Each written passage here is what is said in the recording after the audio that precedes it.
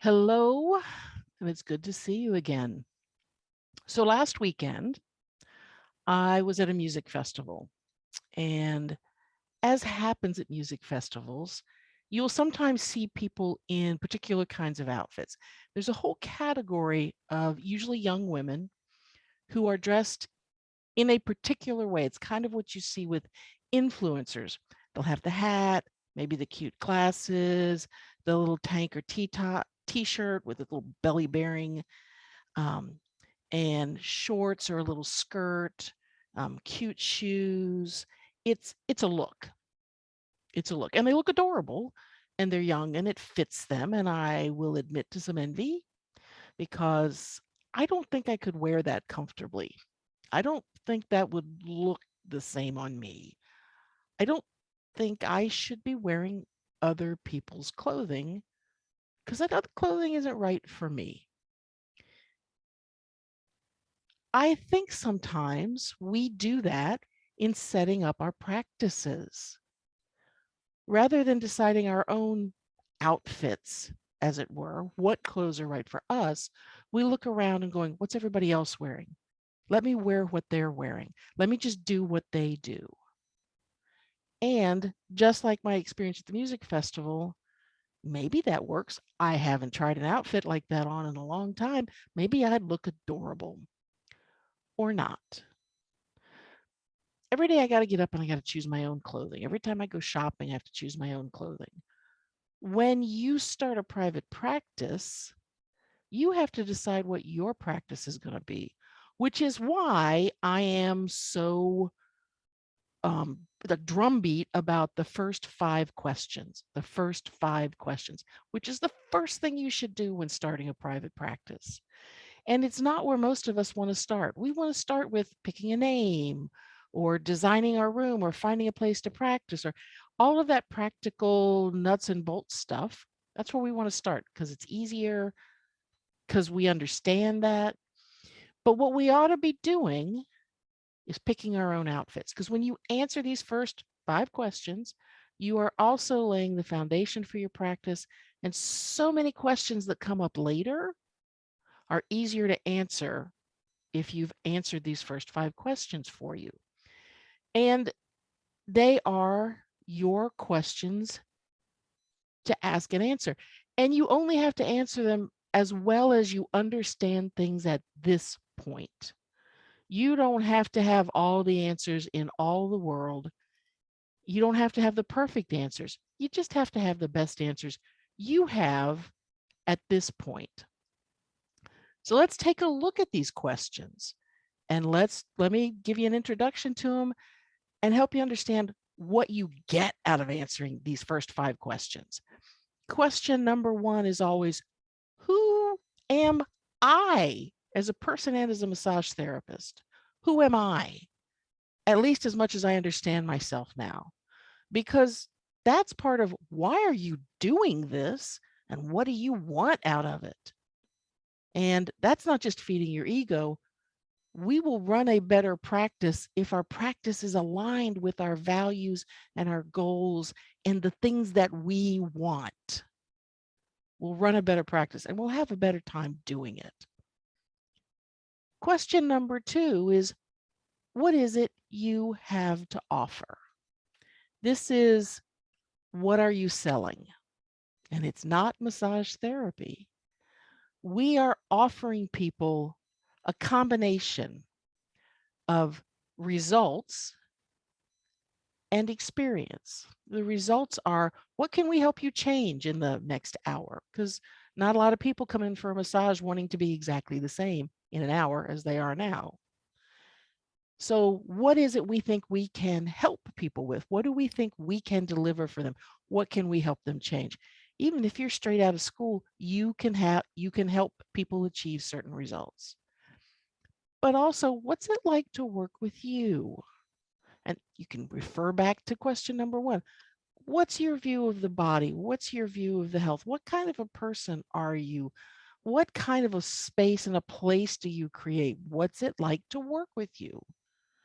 And you answer that question as best as you can for what you know right now. But when you do that, Now you start to know how you put yourself out there in the world, which starts to lay the foundation for your marketing.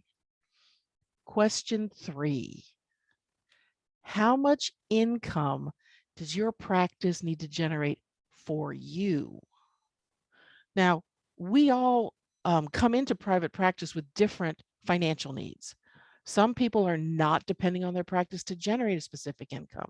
Some people need their practice to supplement their household income or to supplement another income that they have. Some people need their practice to provide all of their personal income. So what we're talking about is take-home pay. How much are you going to pay yourself out of your practice? How much money do you need your practice to generate? It's okay to start there because it's your practice and it should serve you and your needs as well as it serves the public. And when you answer this question, you have a starting point for figuring out how to set your rates. It's a vital piece of information. It's not the only one, but it's a vital piece of information that when you get to that question about how you set your rates, you've got this to start with. Question number 4. Who do you fit best with? And this leans on the previous 3 questions. Given who you are and your temperament and your personality and the results you can deliver and the experience of working with you, who out there is the best fit for you? And who are you the best fit for? We aren't. Any given one of us is not the answer for everyone. But if you start to think through, who do I really want to work with? What kind of people would be my ideal client? You can, once again, start to lay that foundation for your marketing. You don't turn people away if they're not your best fit, but you tune your marketing to speak to that best fit. You work with who walks in the door, but you spend your marketing time, energy, and money really trying to connect with those kind of people. And then question 5, how do you fit into your client's options? What do I mean by this? I mean, for whatever the client is seeking out help with, focusing on that, people come to us because they want something to change. Massage therapy is probably not their only option. Maybe they could go to physical therapy. Maybe they could take yoga. Maybe they could work with a personal trainer. Maybe they could see an acupuncturist. Maybe they could see a nutritionist. It all depends on, they could take up meditation. It all depends on the results that they are looking for, the change they want to make in their life. Going back to how you define that, you look around the marketplace and go, okay, who else, including other massage therapists, are looking to deliver the same kind of results and experience I am, and are looking to attract the same kind of client. And now you know 2 things. The first one is the most important. You know who you want to connect with in a referral network. You know who you want to have a professional connection with. And yes, you know who your competition is. I don't take that part as seriously because no 2 people are exactly alike. So even if you're targeting the same kind of people with the same results, you aren't the same person. So the experience of working with you is going to be different than it is for everybody else.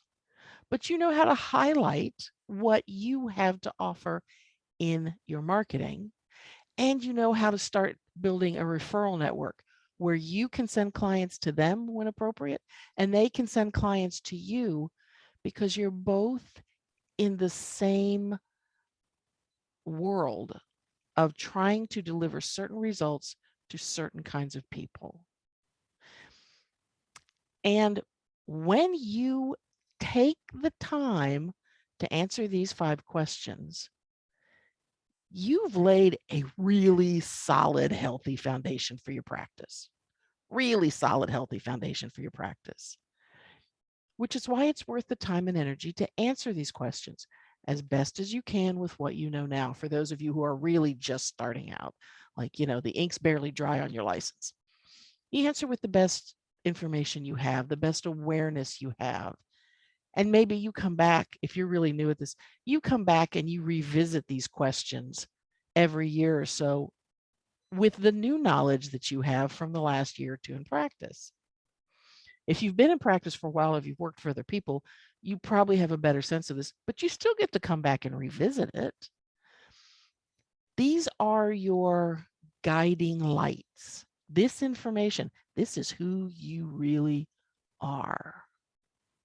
And if you take the time to answer these 5 questions, you are wearing your own clothes.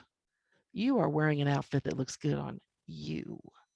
You are wearing clothing that emphasizes and highlights everything you have to offer that makes you beautiful or handsome. Wear your own clothes, because that's the first step to having the practice that you have always dreamed about.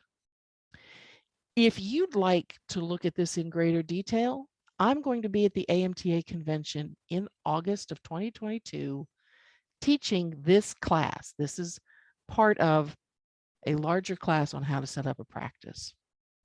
I will also be teaching this as an online course in either 2022 or 2023. But for now, think about those 5 questions, pick your own outfit, and enjoy your day. If you've got questions, I'm Kelly Bowers. Reach out.